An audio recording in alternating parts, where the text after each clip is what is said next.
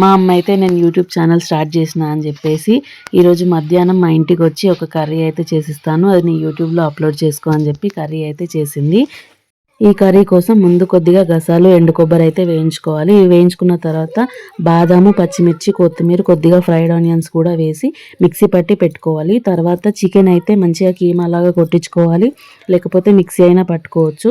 దాంట్లో పచ్చిమిర్చి, కొత్తిమీర, కొద్దిగా అల్లం వెల్లుల్లి పేస్ట్ వేసి మనం మిక్సీ పట్టుకున్న చికెన్లో కొద్దిగా ఉప్పు, పసుపు మంచిగా కలుపుకున్న తర్వాత బాల్స్ లాగా చేసుకొని ఆయిల్లో అయితే ఫ్రై చేసుకోవాలి.